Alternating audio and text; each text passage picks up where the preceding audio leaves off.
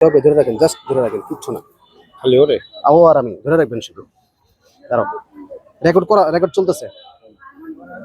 আসসালামু আলাইকুম আঙ্কেল, আমি বাসা থেকে বের হইয়া হ্যাঁ রুফতলি এমন অন্য জায়গায় যে মিথ্যা মিথ্যা কথা বললা, আমার ব্লাড ক্যান্সার, আমার বাবা নাই, এইসব কথা বলে সাহায্য দিলি। আঙ্কেল, আমি মিথ্যা না বললে আমার কেউ টাকা দেয় না, সেই কারণে আমি মিথ্যার আশ্রয় নিছি। আর সত্যি কথা বললে মায়ের বোনের তুলে খামড়াই দেখা। আঙ্কেল, আমার বাবা আমাকে দেখাশোনা করে না, আমরা পরিবারের হাল ধরছি আমি। আঙ্কেল, আমার ঘরে আর কোনো বড় কোনো ভাই বোন নাই। আমি নতুল্লাবাস, বাকেরগঞ্জ, পটুয়াখালী, আমতলি, কলাপাড়া, এমনকি আরো এবার ওই দিন সুবিধ খেলি, চান্দুখালি, এদিক ওদিকের দিকে আমি মিথ্যা মিথ্যা কথা বলে সাহায্য তুলছি। আমরা এই সাহায্য তুলেই আমরা আমার মার এমনকি আমার পরিবারটা বহন করি। আরও আমাদের জন্য এই বড় কাকা, এই কাকারা পথ শিশু ফাউন্ডেশন থেকে আসে, সেরা আমাকে 2 থেকে 3 মাসের বাজার দিয়েছে, সেদের প্রতি অনেক ধন্যবাদ। আরও কাকারা আমার ব্যবসা ভিক্ষা আর আমি করবো না, ব্যবসা করোনার ফান্ডে আরও কাকারা আমাকে সাহায্য করছে। আমরা অনেক অসহায় দেখাই মিথ্যার আশ্রয় নিছি। আচ্ছা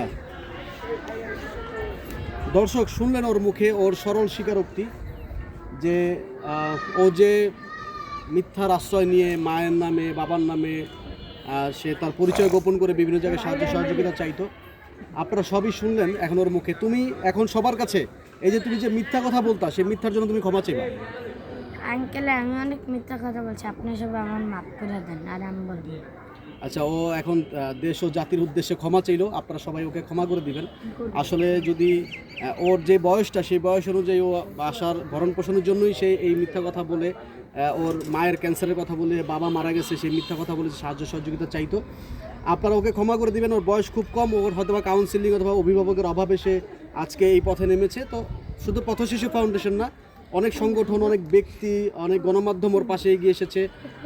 আজকে থেকে ইনশাআল্লাহ ওর ভিক্ষাবৃত্তি বন্ধ। আমরা প্রায় 2 মাসের বাজার দিয়ে গেলাম ওকে। আরও মানুষ ওকে সাহায্য সহযোগিতা করতে চায়, যারা করতে চান ওদের যোগাযোগ নাম্বার আমরা দিয়ে যাব।